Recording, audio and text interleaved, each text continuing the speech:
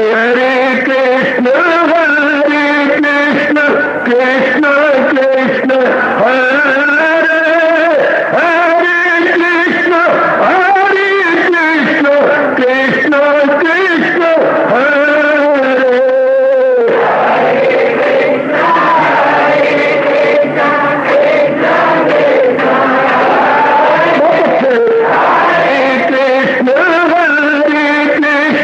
कृष्ण कृष्ण हरे हरे कृष्ण कृष्ण कृष्ण हरे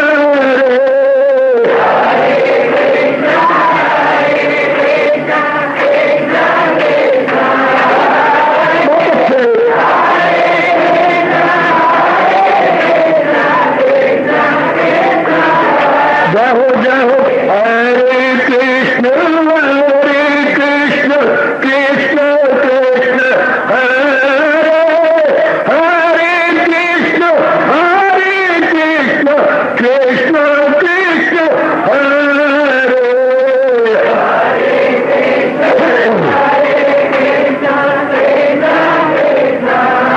बहुत अच्छे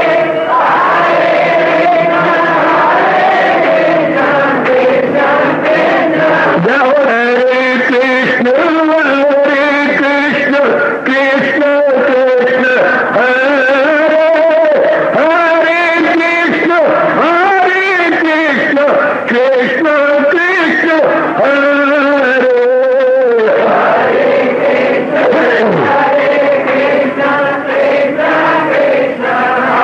बहुत अच्छे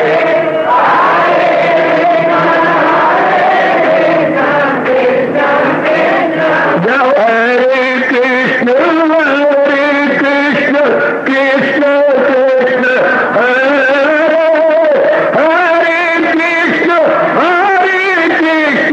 कृष्ण कृष्ण हरे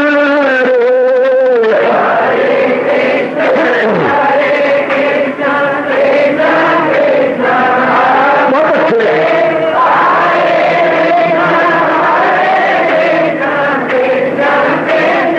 हरे कृष्ण कृष्ण हरे हरे कृष्ण कृष्ण कृष्ण हरे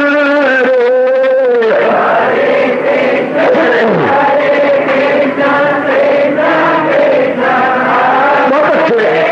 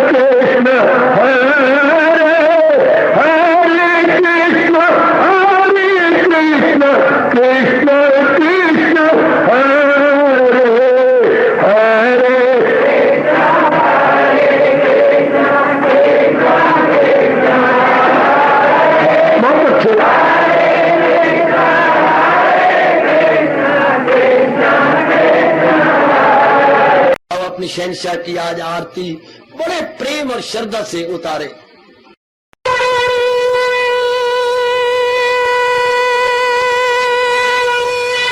ओम जय जगदीश जय हरे स्वामी जय दीनानाथ हरे भगत दास जनों के अवगुण क्षण में दूर करे। हरिओम जय जगदीश हरे जो जावे दुख विनिचे मन का दाता दुख विनिचे मन का सुख तू मची गई आवे सुख तू कष्ट मिटे तन का। हरिओम जय जगदीश हरे तुम मेरे शरण पड़ूं मैं किसकी स्वामी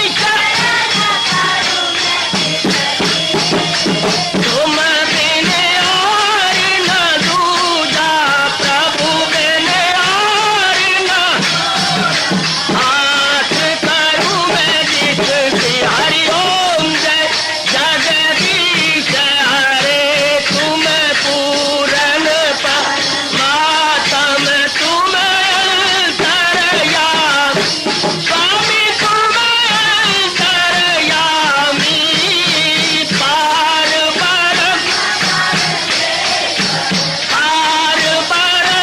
परमेश्वर तुम सबके स्वामी। हरिओम जय जगदीश हरे तुम करुणा के तुम पालना करता सब तुम्हारा करता मैं रखिया ज्ञानी मैं सेवक प्रभु कृपा करो भरता। हरिओम जय जगदीश हरे तुम हो एक अगोचर सबके प्राणपति स्वामी सबके प्राणपति किस विधि मिलूं दयालु किस विधि मिलूं कृपालो तुमको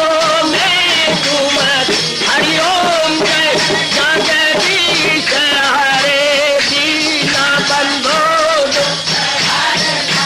ठाकुर तुम मेरे स्वामी रक्षक तुम मेरे अपने हाथ उठाओ अपनी शरण लगाओ द्वार पड़ा मैं तेरे।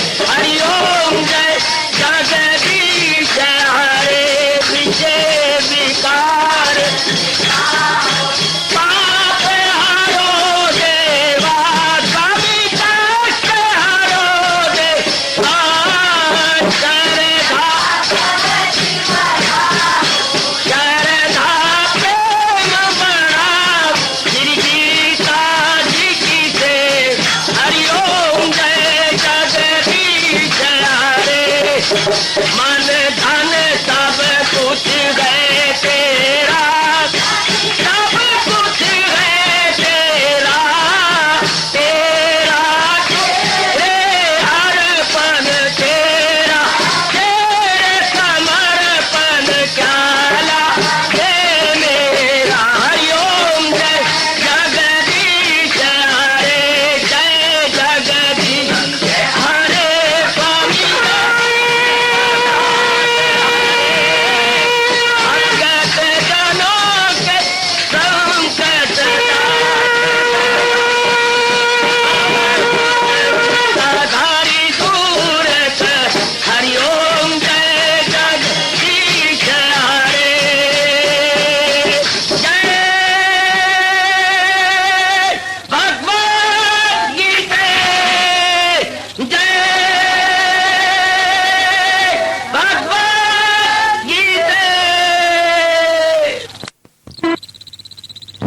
भवन्तु सुखिनः सर्वे सन्तु निरामयाः सर्वे भद्राणि पश्यन्तु मा कश्चित् दुर्भाग्यं भवेत्।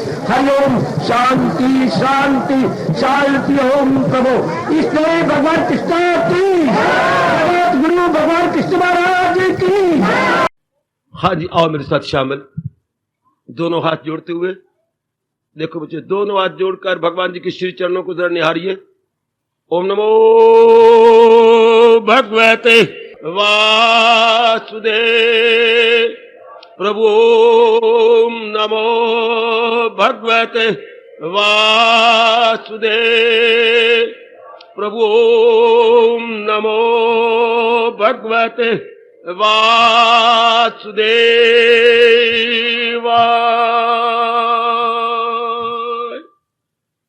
कृष्णाय वासुदेवाय हरिये परमात्मने प्रणत क्लेश नाशाय गोविंदाय नमो नमः। गोविंदाय नमो नमः।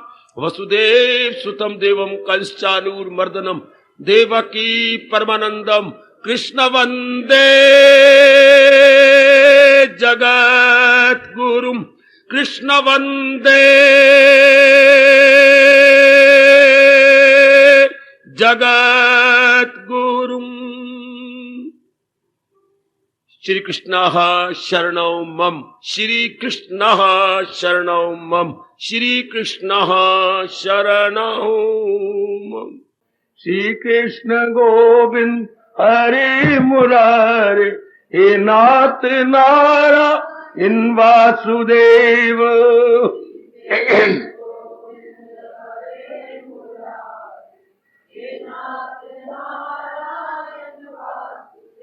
आओ मिलके बोलेंगे नाथ नारायण वासुदेव। आओ प्रेम से बोलेंगे नाथ नारायण वासुदेव। जय हो श्री कृष्ण गोविंद हरे मुरारे हे नाथ नारायण वासुदेव।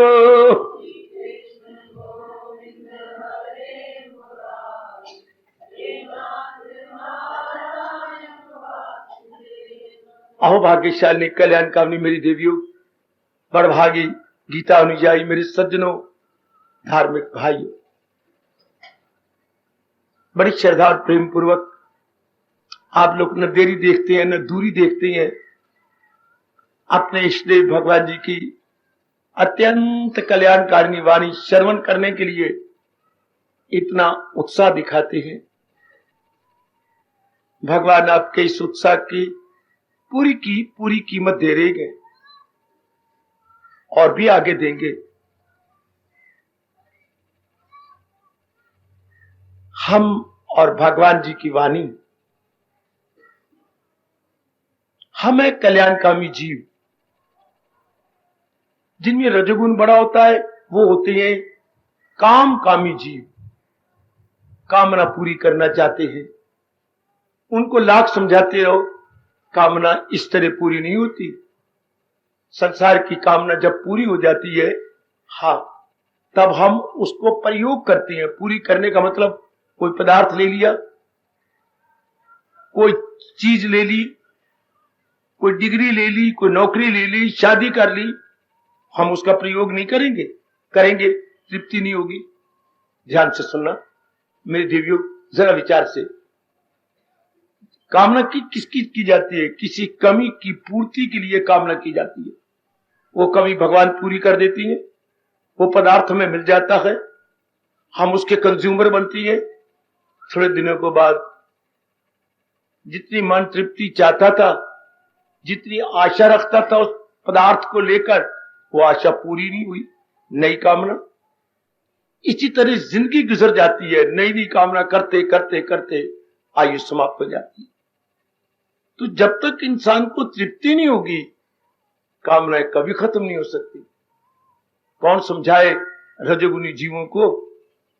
आप लाख कोशिश करें उनकी बुद्धि में मेरे सज्जनों, ओ मेरी देवियों, ये बात बैठने वाली नहीं है।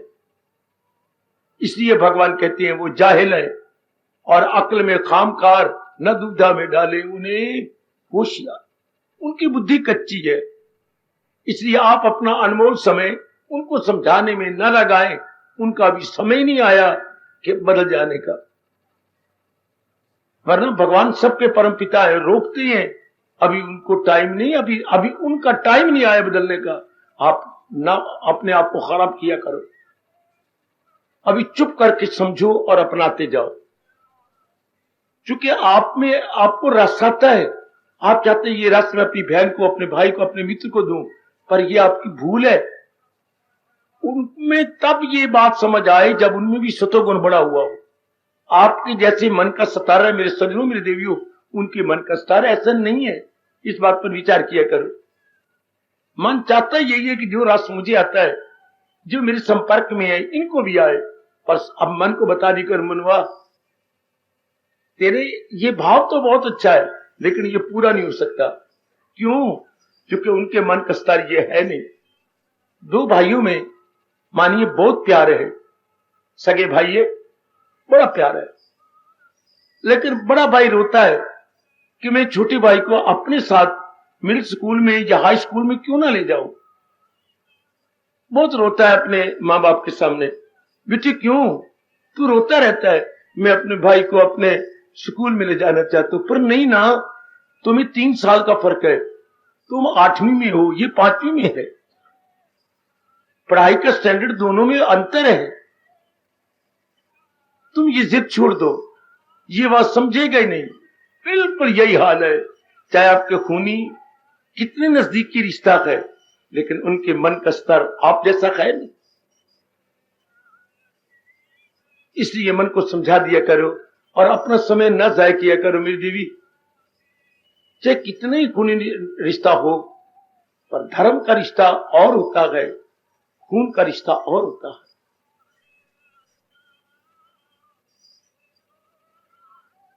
भगवान जी जोर देते हैं कि अपनाने की चेष्टा करो। गीता जी का ज्ञान हमारे कल्याण के लिए है, क्योंकि हम कल्याणकामी जीव है ना, हम अपना कल्याण चाहते हैं। और कल्याण किससे होता है, ये हम सदा के लिए मन में रख लें भगवान के ज्ञान से। कल्याण का मतलब क्या है, मैंने कई बार पहले ही बताया, आज फिर प्रकाश डाल रहा हूं,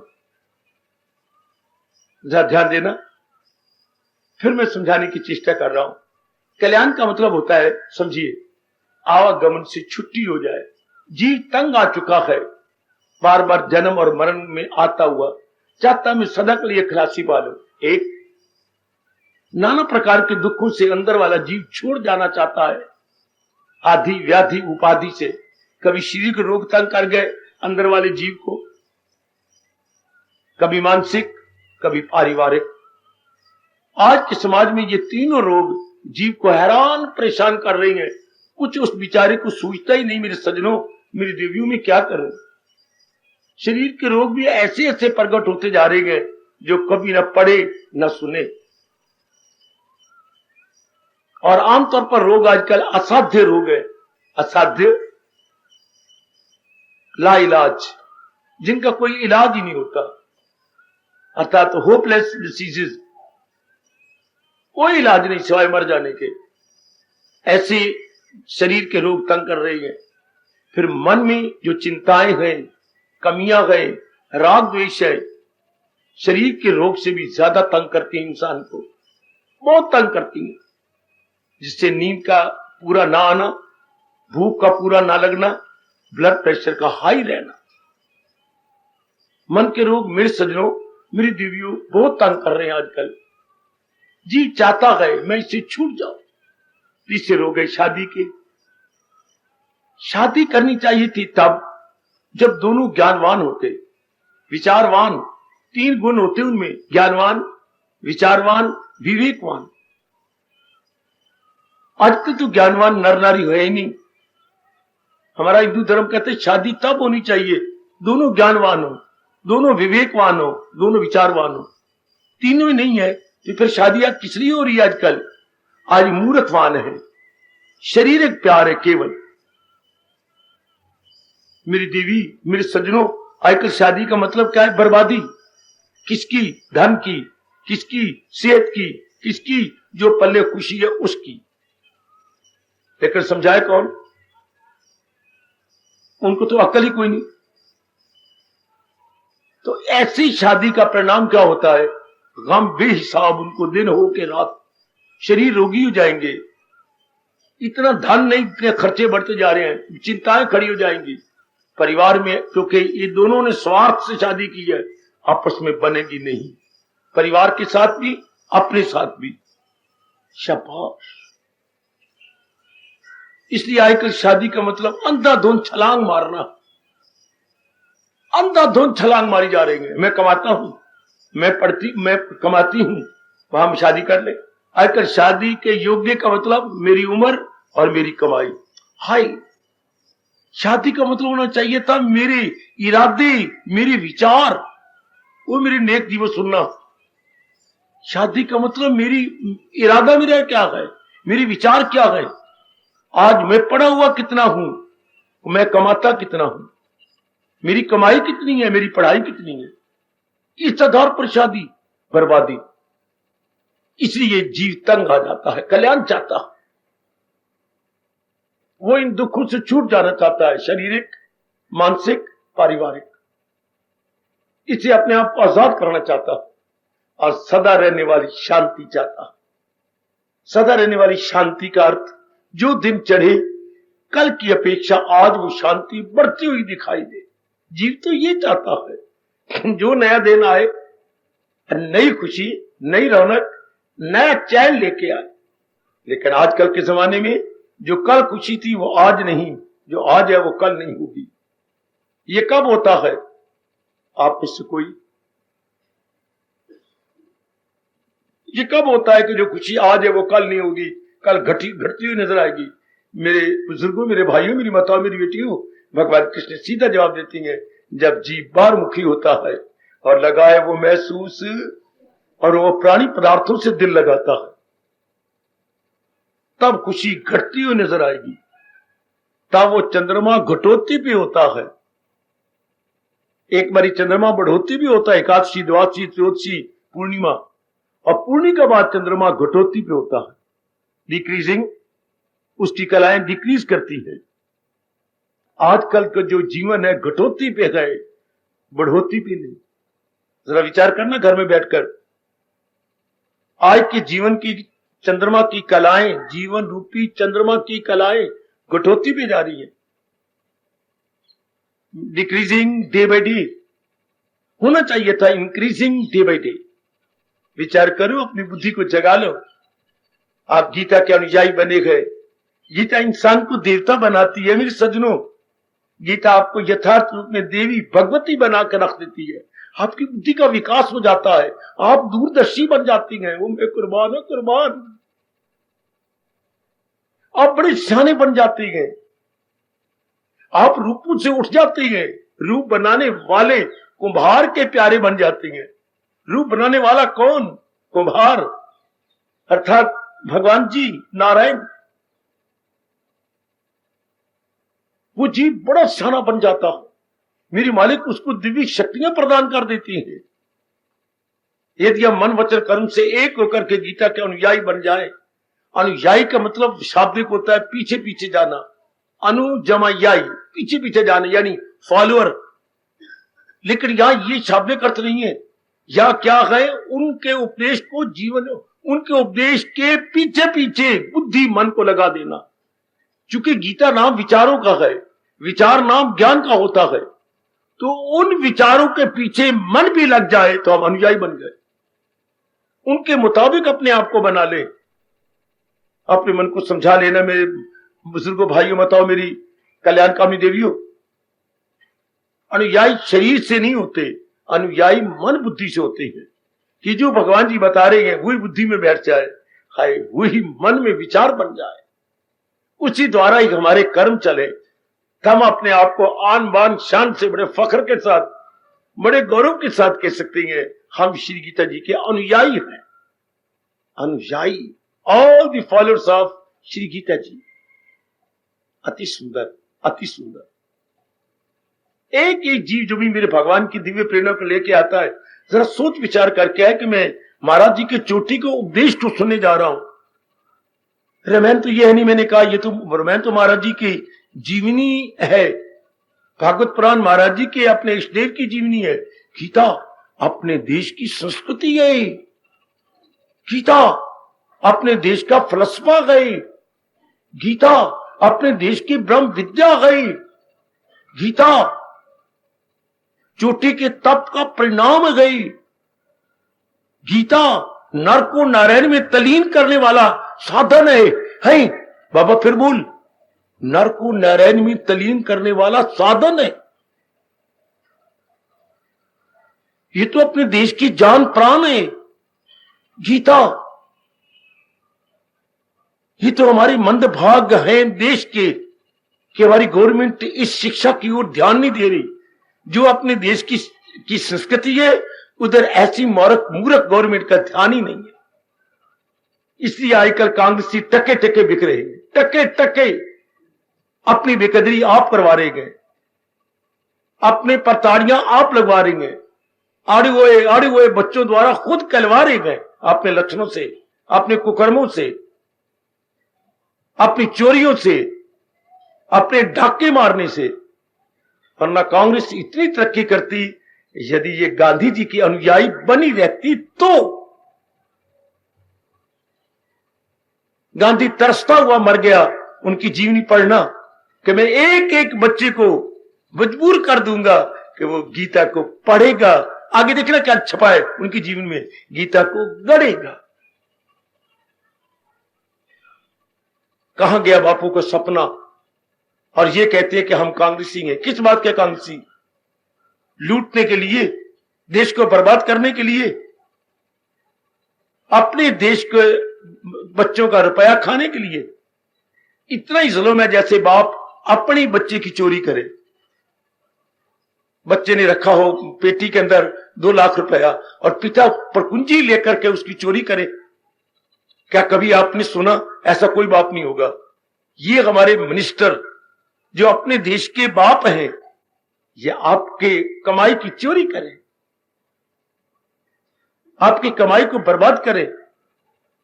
वरना किसी भी देश की गवर्नमेंट का पहला कर्तव्य यदि मेरे से पूछा जाए तो उस देश की संस्कृति में उन बच्चों को रंग देना होता। याद रखना, उस देश की संस्कृति में रंगने से क्या होगा? हमेशा रहने वाली शांति आ जाएगी, जीवन के 4 दिन आराम से काटेंगे। पर गवर्नमेंट नहीं करती, ना करे। सराय सेठ अपना जाए समुद्र के अंदर पत्थरबाद बांध करके। हमारा धर्म है, हम देश के वासी हैं। किस देश के वासी हैं? जिस देश में गीता रहती है, जिस देश में भगवान जी ने अवतार लिया। ये वो भारत है जिस देश में भगवान ने अवतार लेकर जीवों के कल्याण के लिए गीता का उपदेश दिया। मैं अब क्या बोलूं? कैसे अपने आंतरिक भावों को प्रकट करूंगी देवियों? ये वो भारत है जिसमें भगवान ने साकार रूप में अवतार लिया। अगर कोई भगवान के साकार रूप को नहीं मानता, मंद भाग गए उसके। बड़ी बदकिस्मती है। ये अवतार ही नहीं मानेगा तो क्या पता लगेगा उसको कि अवतार लेके भगवान ने क्या तोहफा दिया, क्या किया। अवतार जो लिया तो क्या किया? जीवों के सुख शांति आराम चैन के लिए, लोक परलोक बनाने के लिए क्या हमें उपदेश दिया। जैसे पिताजी कहती हैं, मैंने शादी की बच्चों और बच्चे बनाए। हाँ, तुम्हारे सुख के लिए। ये देखिए, तेरे लिए मैंने फलाना महल बनाया, तेरे लिए मैंने ये महल बनाया, अपनी बेटी के लिए अलग महल बनाया, हर एक के नाम पर 10-10 लाख रुपया जमा करवाया ताकि तुम अपना जीवन आराम से काटे। तुम्हारे कारोबार चलाने के लिए साधन बना दिए। पिताजी के चरणों पे बेटी पुत्र सारे पड़ जाते हैं। पिताजी हमारे प्रेम के अश्रु नहीं बहेंगे जो बाप का हर एक के घर मैंने शादी की है और बच्चे बनाए, धक्के तुम्हें देने के लिए नहीं, तुम्हारे भविष्य को उज्जवल बनाने के लिए मैंने क्या क्या नहीं किया मेरे बच्चों। ठीक है पिताजी, कारोबार भी चला दी, चलते काम में तुम आ जाओ। शाबाश, इसी तरह भगवान ने अवतार लेके हमारे जैसे धार्मिक व्यक्तियों के लिए, कल्याणकामी जीवों के लिए, साधकों के लिए, लोक लोक बनाने की चिंता रखने वाले थोड़े जीवों के लिए क्या क्या नहीं किया।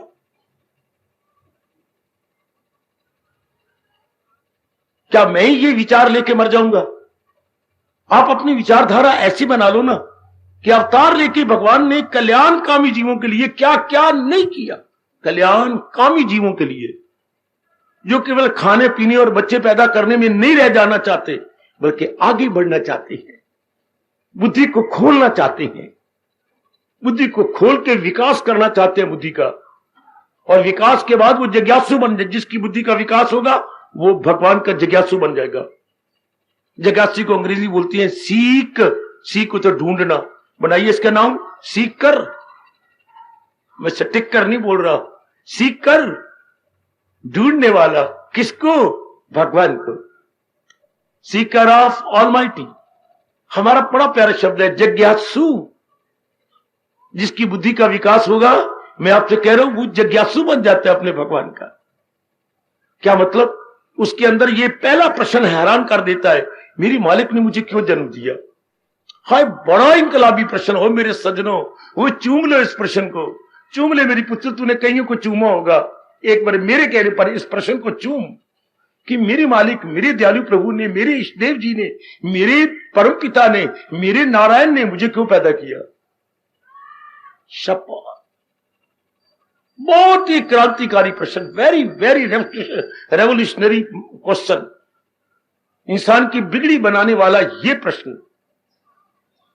दुनिया में नाना प्रकार की इंक्वायरी होती है। जब आप इंटरव्यू देने जाते हैं तो वो क्या करती हैं? आपसे प्रश्न तो करती हैं, इंक्वायरी का जवाब चाहते हैं आपसे कि जनाब कितने पानी में खड़े हैं। दुनिया में बड़ी इंक्वायरी होती है। लो, रेलवे इंक्वायरी, 24 घंटे बेचारा कोई ना कोई बैठा रहेगा आपकी इंक्वायरी का जवाब देने के लिए। ये रोडवेज इंक्वायरी, बड़े बड़े हादसों में एक इंक्वायरी का जवाब देने वाला मेरे सज्जनों बैठा रहता। लेकिन दुनिया में अगर सबसे छोटी कोई इंक्वायरी हुई है तो वो क्या है? मैं जन्मा हूं तो मैं कौन? सुनो जरा ध्यान से। अगर दुनिया में सबसे ऊंचाई पर कोई चोटी की अपने पहाड़ी है या पहाड़ है तो हमारा हिमालय। आपको जानते ही हैं, हिमालय दुनिया भर में सबसे बड़ी चोटी रखता। इस तरह दुनिया में सबसे बड़ा प्रश्न अगर किसी ने किया है तो हिंदू धर्म ने, कि मेरे मालिक ने मुझे क्यों पैदा किया। That is the best and the last inquiry and the final inquiry. और जानकारी मेरे से ले लो। This is the best final, this is the best last and final inquiry. This is supreme, मैंने बेस्ट शब्द कहा, मुझे सुप्रीम कहना चाहिए। This is supreme, last and final, 3 शब्द ले लो मेरे से। सुप्रीम, लास्ट एंड फाइनल, इसके बाद और कोई इंक्वायरी नहीं हो सकती है। मैं कौन हूं? मेरे मालिक ने मुझे क्यों पैदा किया? तो जब गीता जी को पकड़ के जवाब मांगा जाता है, फिर पता लगता है कि मैं जीवात्मा हूं, मैं भगवान का अंश हूं। I am the part and parcel of almighty. लेकिन पार्ट एंड पार्सल कैसा? इनसेपरेबल। मैं अपने भगवान का अभिन्न अंश हूं। सुन मेरी बेटी, सुन मेरे भाइयों, मेरे बुजुर्गों, अभिन्न अंश जो महाराज जी से अलग नहीं है। मैं महाराज जी का अंश हूं, लेकिन कोई भगवान के टुकड़े नहीं हो गए कि एक टुकड़ा मैं हूं, एक टुकड़ा आप है, एक टुकड़े वो है। नहीं, अभिन्न अंश, इनसेपरेबल। सुनो मेरे बच्चों, सुनो मेरी लाडली अच्छी कल्याणकामी देवियों, हम भगवान के अंश हैं। कैसे टुकड़े? कोई अंश जैसे खरबूजे के टुकड़े कर दी जाती हैं? नहीं, भगवान के ऐसे टुकड़े नहीं होते जैसे आम की फाड़ी के टुकड़े होती है। नहीं, खरबूजे के टुकड़े उतरे नहीं, आम की फाड़ी की तरह टुकड़े नहीं। तो फिर बाबा, हम अगर टुकड़े और अभिन्न अंश है तो कैसे? जैसे सूरज की शुआएं होती हैं। तो बड़े कमाल का दृष्टांत व्यास जी ने आपको दिया। सूरज की किरणें, सूरज की शुआएं जो सूरज से निकल के प्रकाश दे रही हैं, आपको छू रही हैं, लेकिन क्या किरणें सूरज से अलग है? बाबा बाबा बाबा, नहीं, कदापि नहीं। सूर्य किरणें सूर्य के साथ संबंधित है। संलग्न है, कंटेक्ट है, उसके साथ अफिक्स है, अलग नहीं हो सकती। इस तरह भगवान के हम अंश हैं, लेकिन अभिन्न अंश उनके साथ संलग्न है। कैसे? चूंकि भगवान सर्वव्यापी है। भगवान को एक जगह नहीं रहते। भगवान क्या है? ओमनी प्रेजेंट, हर जाई है। उन्हीं की शक्तियां हमारे में आ रही हैं। वाह! जैसे सूरज बहुत बड़ा है, हां, अपने देश में हर जगह उनकी किरणें जाती हैं, हर जर्रे जर्रे में, कण कण में सूर्य की किरणें जा रही हैं। बिल्कुल इस तरह सूर्य तो खैर नजर आता है, सूर्य तो भगवान से छोटा है, पर भगवान तो सर्वव्यापी है। सूर्य को हम सर्वव्यापी नहीं कह सकते। हमारे देश पूरब में है, इधर है, पूर्व में है तो पश्चिम में नहीं है, पश्चिमी देश विदेशों में नहीं है। आप विदेश में जा रहे हैं तो हमारे देश में सूर्य की किरणें बंद हो रही हैं। हां, भगवान को ऐसा नहीं कह सकते। भगवान तो सर्वव्यापी है। ये नहीं कि यहां है और कहीं नहीं है ना, भगवान तो हर जगह है। उन्हीं की शक्ति हर रूप में जा रही है। उसको जीवात्मा कहती है, अभिन्न। हम क्यों पैदा हुए? जब सवाल उठता है मेरे मालिक ने मुझे क्यों पैदा किया, क्यों पैदा किया? एक ही जवाब आता है, अपने मालिक को अनुभव करने के लिए। क्यों? मालिक को अनुभव करके मैंने क्या लेना है? मेरी शांति बढ़ेगी। अच्छा, मेरे जीवन से अनेकों को लाभ होगा। अच्छा, और यदि मैं अपने भगवान को नहीं जानता, जो दूसरे रूप में संसार है, मैं संसार के साथ संपर्क करूंगा। अच्छा, संसार में वृत्तियां हैं, संसार में वृत्तियां हैं। वृत्ति को होता है लहर। वृत्ति की शादी करते हैं मेरी भगवती, लहर। जैसे पानी में लहरें होती हैं, तो संसार में मन की लहरें घूम रही हैं। काम, क्रोध, मोह, लोभ, अहंकार, राग, द्वेष। यदि हमारा जीव अंदर का नहीं भगवान की ओर जाएगा तो संसार की ओर जाएगा। दो ही पदार्थ है मेरे सजनों जहां इस संसार में, भगवान, मैं दूसरा क्या बोलूं, जहान। तीसरी अगर आप बोलना चाहते तो बोलो, मुझे बड़ी खुशी होगी, पर आप बोल नहीं पाएंगे। इस सारी सृष्टि में दो ही पदार्थ काम कर रहे हैं, जहान और भगवान। सृष्टि और सृष्टिकर्ता।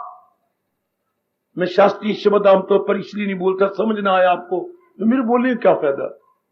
सृष्टि जहान और सृष्टि बनाने वाला सृष्टिकर्ता भगवान।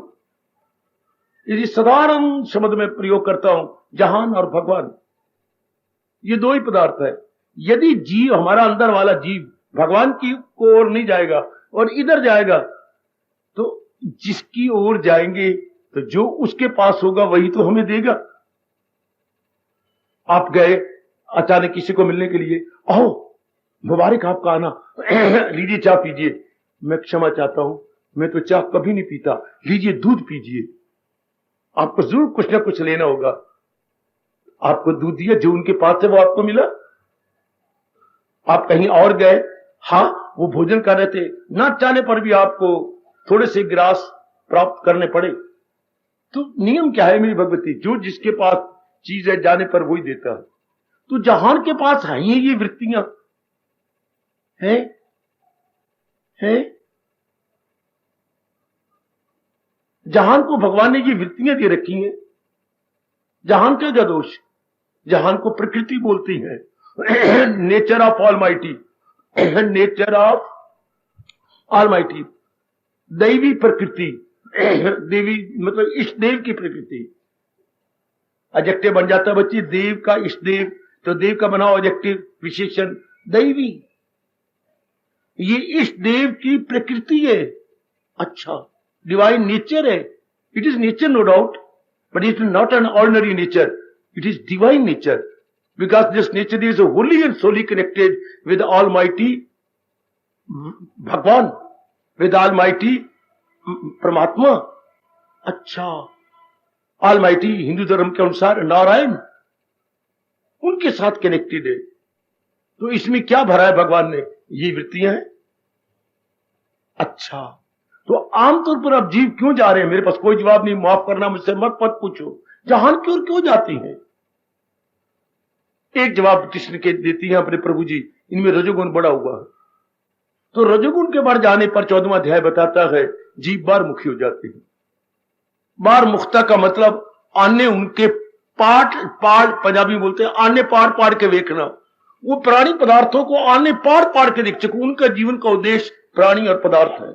ये मिल जाए, ये मिल जाए, ये चीज मिल जाए, मुझे ये आनंद तो मिल नहीं रहा, खुशी तो मिल नहीं रही, चीजें बदलते चले जा रहे हैं। इसे इनको बाहरमुखी बोलती हैं। आजकल के नर नारी बाहरमुखी हैं। क्या मतलब? वो प्राणी पदार्थों को प्राप्त करना चाहती हैं। क्यों? तृप्ति लेने के लिए। कभी हो ही नहीं सकता, प्राणी पदार्थों से कभी तृप्ति नहीं मिलती, क्योंकि भगवान ने इनको अधूरा बनाया है। अधूरी चीज क्या होती है? जब से बने उसी घड़ी से जिसमें परिवर्तन होना शुरू हो जाए उसे अधूरी वस्तु मानते हैं हमारे कृष्ण। बाबा एक बार फिर बोल, अधूरी चीजें क्या होती हैं? जिस दिन से महाराज जी ने इन्हें बनाया है, प्रकट किया, उसी फ्रॉम दैट वेरी मोमेंट, उसी घड़ी से, उसी दिन से इनमें परिवर्तन आना शुरू हो गया। परिवर्तन होता होता होता होता क्या होता है? ये फिर वही चली जाती हैं जहां से भगवान ने बनाई थी, 5 तत्वों में, जिसको हम मौत कह देते हैं। लेकिन अगर संस्कृत में तर्जमा करना हो, मेरे पिताजी मर गए, तो वह मरना नहीं बोलेंगे, हम बोलेंगे मम पिता पंच तत्वे गता बोलेंगे। देखिए अनुवाद देखिए, 5 तत्वे गता, वो 5 तत्वों में वापस चले गए। तो हरे की बस की बात नहीं। तो वो जीव क्या होता है? आमतौर पर बाहरमुखी, हालांकि धक्के भी खा रहा है जलील, फिर भी वही का वही रह जाता। कितना है, कितनी हैरान। उनको हमारे पर बिल्कुल विश्वास ना हो, गीता पर नहीं विश्वास ना सही, भगवान पर विश्वास ना, तजर्बों से भी नहीं सीखता। अपने जो कड़े तजर्बे होती हैं वो इंसान के गुरु बन जाते हैं, इंसान के टीचर बन जाती हैं। नहीं, न गुरु न टीचर, इंस्ट्रक्टर बन जाती हैं। These all worldly barriers, afflictions and difficulties and complications becomes in the long run instructor. जैसे आपके कॉलेजों स्कूलों में इंस्ट्रक्टर हैं, सिखाने वाले। किसी आर्ट को सीखना तो इंस्ट्रक्टर होता। जैसे कोई पॉलिटेक्निक कॉलेज में कितने इंस्ट्रक्टर, इतने ये मुसीबतें, ये दुख, ये आफतें, ये आपकी जो है पचीदगी, ये आपकी दूसरे हलचल, ये सारे क्या है? ये हमारे इंस्ट्रक्टर, ये हमारे शिक्षा देने वाले शिक्षक है। तो अभी उनका जब समय होगा देखना, अभी आप अपने को लीजिए, वो तो बाहरमुखी रहेंगे। तो बाहरमुखता में क्या होता है? अब हर जीव आज बना हुआ नारी भी, नर भी, कामी, क्रोधी, लोभी। भगवान ने कहा ये इतना दुख देती है, इतना दुख देती है, मुझे नहीं समझ आई बच्चे, मैं क्या बोलूं। भगवान ने खुद बनाई वृत्तियां, खुद संसार को दी, और परिणाम रूप में कह रही है जहां काम बड़ा होगा, क्रोध बड़ा होगा, लोभ बड़ा होगा, ये नरक के 3 द्वार है, इन्हें छोड़ इनमें ना हस्ती को अपनी मिटाना कर। 16वें अध्याय के आखिर में भगवान ने कहा ये 3 वृत्तियां बढ़ जाएंगी संसार में। आज देख लो, जगह जगह काम के अड्डे हैं, जगह जगह। कभी ये हम सुना था कि नारियां भी नाई बन जाएंगी, ब्यूटी पार्लर। मेरी बेटी, ये ब्यूटी पार्लर नाइयों का काम मेरे बच्चे, और वो जेंट्स को लेना चाहिए ना कि नारी को। उनके सजाना धजाना, अपने अंग नर के साथ भी स्पर्श करवाना कहां तक वाजिब है? मेरे देश के अंदर भारत की सभ्यता कहां तक आपको आज्ञा देती है? 1% भी नहीं। जबकि आप एक मामूली सी महिला है, आपको अपने ऊपर संयम नहीं है, लड़के को बिल्कुल ही संयम नहीं है, और उनको सजाया धजाया जाता है। हर मेरी बेटी नाई बनती जा रही है। देखिए जरा काम कितना बड़ा हुआ है, छोटी सी बात से आप भड़क उठती हैं। क्रोध कितना बड़ा हुआ है, लोभ कितना बड़ा हुआ है।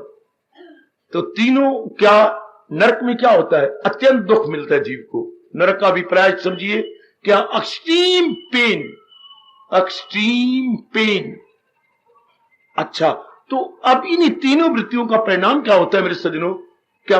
अत्यंत दुख, अतीव दुख। क्या काम से नहीं मिल रहा जीव को, क्रोध से नहीं मिल रहा, लोभ से नहीं मिल रहा। इसलिए मेरे भगवान ने इनको नरक के 3 द्वार माना है और खुद हमारे जैसे कल्याणकामी जीवों को कहा, इन्हें छोड़ इनमें ना जाना कहीं, ना हस्ती को अपनी मिटाना कहीं, ना पुत्र नहीं जाना। जब हम थोड़े थोड़े बड़े हुए ना, मैं आपको अपने घर की बात बतलाऊं, बल्कि हर एक घर की बात। मेरा जन्म लैलपुर का है, तो उधर पिताजी हर घर में, जब हम मिडिल स्कूल में जाते थे, प्राइमरी स्कूल तो घर नगर के पास होते थे, मिडिल स्कूल के लिए वहां लैलपुर में दूर जाना पड़ता था, हाई स्कूल मिडिल के लिए। तो जब हम उधर जाते ना, जाने लगते, जब 4th जमात पास कर लेते, तो मेरे ख्याल में हर घर में ये कहते थे, बेटी हाँ अब तुम बाहर जा रही हो, लैलपुर से जरा बाहर, सिटी से बाहर। हाँ पिताजी हम बाहर जा रहे हैं, तुम्हें साइकिल अब हम नया ले दे रहे हैं। हर पुलिस मशहूर था साइकिल उन दिनों, जो 32 रुपए का आता था हर पुलिस। मैं बात ये आपको मेरी देवी 1940 की सुना रहा हूं, 1940। तो पिताजी बोलते थे, अब साइकिल ले लिया ना, तुम्हें चलाना भी आता है। हाँ, अब कई रास्तों से तुम जाओगे ना, फलाने तरफ से ना जाना। हाँ, वो मोहल्ला गंदी लड़कियों का है। अच्छा, वहां जाने वाले बदमाश बन जाती है, गंदी बन जाती है। कहीं नहीं जाएगा? पिताजी बिल्कुल नहीं जाऊंगा, और रास्तों से मैं स्कूल पहुंच जाया करूंगा। अर्थात वेश्याएं वहां बड़ी प्रसिद्ध थीं। माफ करना मेरी बेटियों, मेरी पुत्रियों। तो पहले ही हमें चेतावनी दी जाती थी, उधर नहीं जाना। पिताजी बिल्कुल नहीं जाएंगे। आहा हा, एक बार या 2 बार छोड़कर, क्योंकि उधर मास्टर जी ने कहा था हाई स्कूल स्टेशन पे जाना है, और मेरी ये चीजें हम 1-2 बार गए होंगे, गुजर के स्टेशन पे पहुंचे उधर, वरना हम कभी भी नहीं गए। इतने बरस वहां रहे, वो भी मास्टर जी के कहने पर हाई स्टेशन पे जाना पड़ा, अदरवाइज मेरे का कोई लड़का तो गुजरता ही नहीं था। क्योंकि शुरू बताया जाता कि ना, इसी तरह परम पिता कह रही है, वो मेरे बच्चों इन्हें छोड़, इनमें न जाना कहीं, ना हस्ती को अपनी मिटाना। क्योंकि कलयुग में इन्हीं वृत्तियों का बोलबाला होता है। कौन मानता है भगवान की, कौन मानता है भगवान के ज्ञान की? फिर धक्के भी तो खा रहेंगे। अगर वो नहीं मानते तो भगवान ने साफ कहा, अगर तुम मेरा कहना नहीं मानोगे, गम बेहिसाब उनको, शरीर गम, मानसिक गम, पारिवारिक गम। कितनी मेरी बेटियां, मेरे भाई जलील बर्बाद हो रहे हैं, अपने को टके टके बेच रहे हैं। इतना सस्ता लगा दिया नारी ने अपने को, इतना सस्ता लगा दिया आजकल नर ने अपने आप को। तो आप कल्याणकामी है, इन वृत्तियों से अपना दामन बचा लेते हैं। अब दामन कैसे बचता है? एक ही तरीका है, भगवान जी ने अवतार लेकर के जो कुछ कहा उनको हम अपना ले। सुनो मेरी बात हो, मेरे नेक जीवो हो, मेरी नेक बेटी हो, बड़ी दूरी पे आते हो भवन में। मां एक ही लाख की बात जो महाराज जी ने कहा है, मैंने उसको अपनाना। 4 कानों से सुन लो, तब तो ऐसे स्थानों में आने का पूरा लाभ कि जो मेरे इष्ट देव जी ने, मेरे भगवान जी ने, मेरे परम पिता ने अपने श्रीमुख से अवतार लेके उपदेश दिया, जिससे मेरा भारत का बच्चा बच्चा गीता के नाम से पुकारता है, मैंने उसके उपदेश को अपनाना है। वो मैंने भोजन को देखना नहीं, नाना प्रकार के व्यंजन मां जी ने तैयार किए हैं, मैंने देखना नहीं, मैंने खाना है। और कोई रब दा प्यारा गीता का अनुयायी आपको कैसे समझाए? भोजन देखने के लिए नहीं होता, भोजन खाने के लिए होता है। गीता केवल सुनने के लिए नहीं होती, गीता अपनाने के लिए, भोजन खाने के लिए है। मैं तो आपसे सुनना चाहता हूं, अपने मन को और खुश करना चाहता हूं। भोजन खाने के लिए, गीता बड़े प्रेम से बोलिए मेरे बच्चों, भोजन खाने के लिए, गीता भोजन खाने के लिए, गीता गीता अपनाने की। केवल पढ़ने के लिए नहीं कि 12वां अध्याय पढ़िया था, पट गया तो रोटी खा ली। इससे कोई ठोस लाभ नहीं दिए। क्रांतिकारी बन जाओ, इनकलाबी बन जा मेरी बेटी, इनकलाबी बन जा, सियानी बन जा। पढ़ने से कुछ नहीं, जैसे पढ़ लिया, जैसे भोजन देख लिया, उससे मेरी भूख मिट जाएगी? नहीं, उससे उल्टा भोजन का अनादर है। पका हुआ भोजन मैंने देख लिया भोजनालय में, और मैंने बैठ के एक एक गिलास खाया नहीं, और वाणी मैंने पढ़ ली और महाराज जी के उपदेश को समझा नहीं और उसे अपनाया नहीं। कितना अनादर है भगवान जी का, कितना अनादर है भगवान के ज्ञान का। और मैं क्या करूं, मैं पागलों की तरह फिर कह रहा हूं, भोजन खाने के लिए, गीता अपनाने के लिए। पता नहीं मेरे देशवासी क्यों भूलते जा रहे हैं। केवल गीता पढ़ने के लिए नहीं हो, क्यों मेरे देश के अंदर ये कमलापना चल पड़ा अखंड पाठ। और ना करना कभी अखंड पाठ। पुत्र अकल से, अकल की खिड़कियां खोलो। चोटी की वाणी जो होती है वो अखंड पाठ के लिए नहीं होती। कौन समझाए इन जल्ले कमले लाल कुल्ले देशवासियों को? केवल अखंड पाठ के लिए कोई फायदा नहीं अखंड पाठ का, बल्कि टुकड़े करके अखंड में लगातार पढ़ना कोई फायदा ही नहीं। उसके टुकड़े करें, जैसे भोजन का एक एक गिलास करके सब्जी के साथ लगा के चबाया जाता, चबा चबा के हम अंदर डालते हैं। चूंकि अपनी आंतों से हम दांतों का काम नहीं लेना चाहते। जो नहीं चबाता वो चाहता यही है क्या कि मैं अपनी आंतों से दांतों का काम लूं? नहीं, दांत रब ने दिए, चबा चबा के खाओ ताकि आंतें बड़ी जल्दी उसे ग्रहण कर ले। वो शाबाश। पर आजकल के मेरे बच्चे बेटियां आंतों से दांतों का काम लेना चाहती है, इस लिहाज में कमजोर हो जाती हैं, जठराग्नियां कमजोर हो जाती हैं। ना मेरी बेटी ना मेरे बच्चों, कदापि कदापि नहीं, चबा चबा के अच्छी तरह। तो भोजन खाने के लिए, और मेरी भी दो कान लेके सुन लो, महाराज जी का ज्ञान अपनाने के लिए उसे अपने जीवन में ढाल लें। क्योंकि भगवान का ज्ञान क्या है? उच्च विचार है। किन के लिए? कल्याणकामी जीवों के लिए, जो अपना कल्याण करना चाहती हैं। सिर्फ खाना पीना, बच्चे बना के मर जाना, नहीं नहीं नहीं, उनके लिए नहीं। तो ये आजकल कितनी है कलयुग के अंदर, बहुत थोड़ी जीव जो अपना कल्याण करना चाहती हैं। और कल्याण होगा, मैं बार बार कह रहा हूं, भगवान के ज्ञान से। मुझे जो अनुभव हुआ है मैं वही कहता कहता आखिरी श्वास ले लूंगा।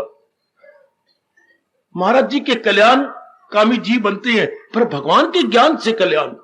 भगवान के ज्ञान से कौन सा ज्ञान? जो महाराज जी ने अवतार लेके दिया, जिसे हम गीता के नाम से पुकारते हैं। आहा, इसलिए गीता तो हम संक्षिप्त रूप में मैं बोल रहा हूं ना, गीता कहने में से उचित नहीं है। भगवत गीता जो महाराज जी ने दिया, भगवान द्वारा गाया गया गीत। गीता तो कोई शब्द नहीं होता, शब्द तो गीत है। अब चूंकि भगवान ने गा दिया, that divine song which has been sung, not to be sung, not to be sung, गाया जाना नहीं है, गाया गया, हैज बीन संग, तो गीत से बन गया गीता। पर किस द्वारा? भगवत गीता, भगवान द्वारा गाया गया गीत। किन के लिए? आप जैसे नेक जीवों के लिए, जिन्होंने जो कल्याण करना चाहते हैं। आप जैसी नेक बेटियों के लिए जो अपना कल्याण करके भगवान की साथ में तलीन हो जाना चाहते हैं। क्योंकि वो तंग आ चुके हैं, ये क्या संसार में बना हुआ है, क्या सचमुच संसार में रहने योग्य है? दुख ही दुख पाने वाली बातें हैं। जिस तरह हम रह रहे थे इसी तरह रहती तो दुख ही दुख।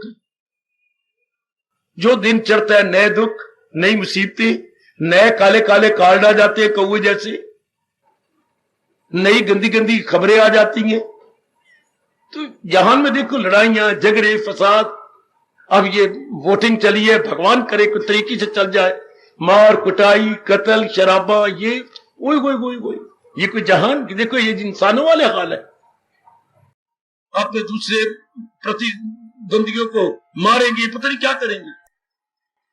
आप इंसान की शक्ल में हैवान देखेंगे। तो इंसान का मन तंग आ जाता है। तो जो जहान से, जहान के व्यवहार से तंग आ चुके हैं, उन्हीं को गीता स्वागत करती है। आओ दुखी न हो, तुम भगवान के ज्ञान को ले लो, सुखी हो जाओ।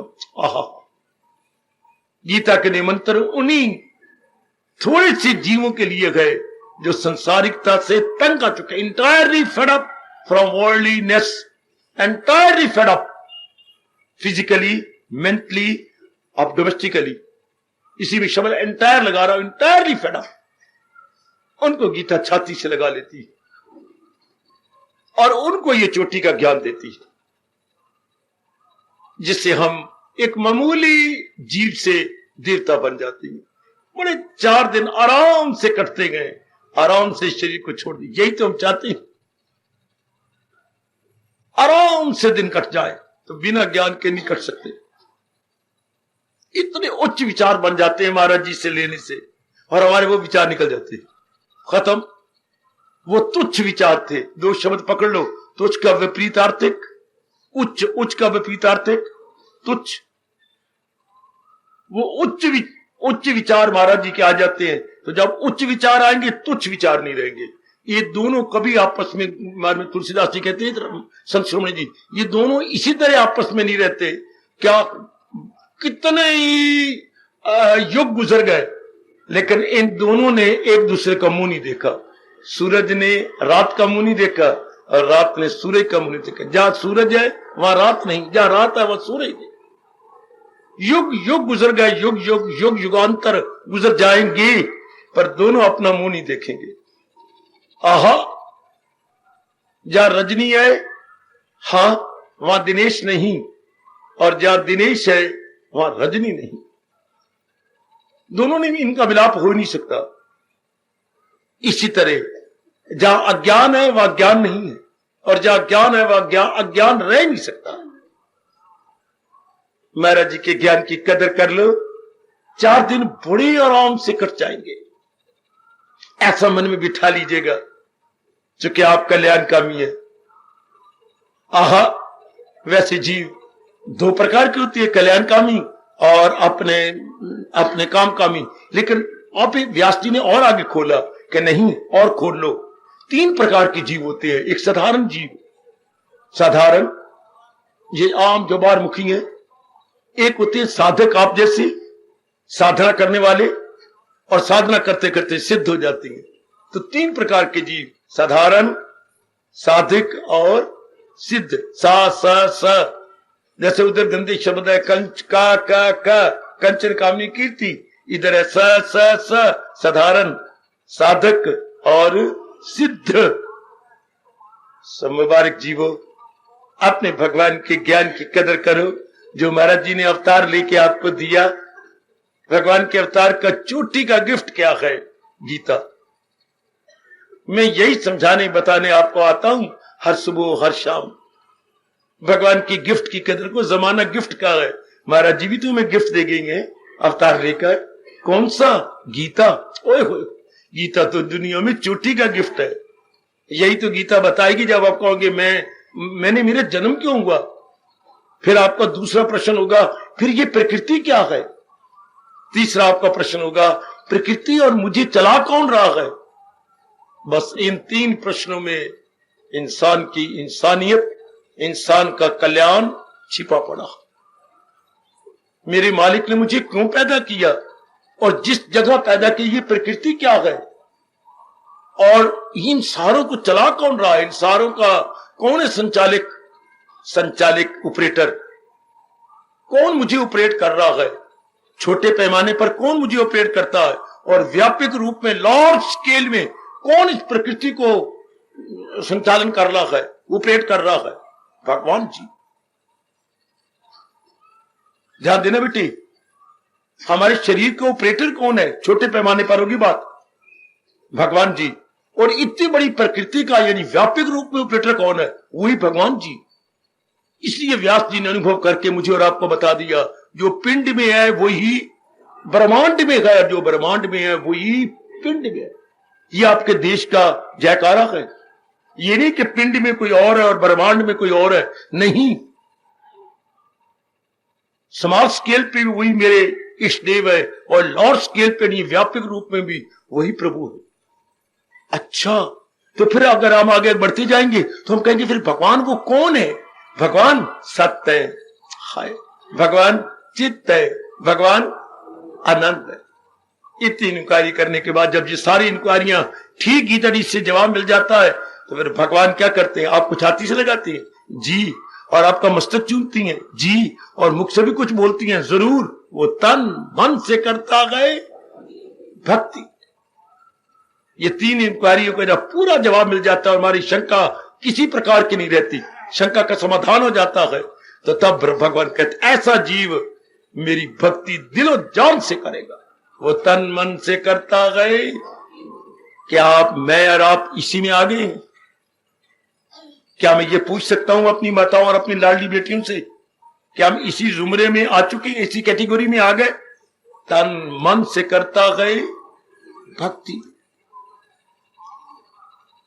रात्रि को सोने से पूर्व जरूर अपनी इंक्वायरी करो, क्या मैं इसी कैटेगरी में आ गई? तन मन से। कोई भगवान ने पूरा जवाब दिया मैं कौन हूं, भगवान ने पूरा जवाब दिया ये प्रकृति क्या है, भगवान ने अपने बारे में विस्तार पूर्वक गीता जी में बताया है। तो क्या मैं दिलों इस सारे 3 प्रश्नों का जवाब लेकर तन मन से भगवान की भक्ति कर रहा हूं? अपनी बुद्धि और मन पूर्ण रूपेण महाराज जी में लगा चुका हूं। हर एक का अपना अपना इनकलाबी बड़ा कल्याणकारी प्रश्न है, बहुत क्रांतिकारी और बहुत कल्याणकारी प्रश्न।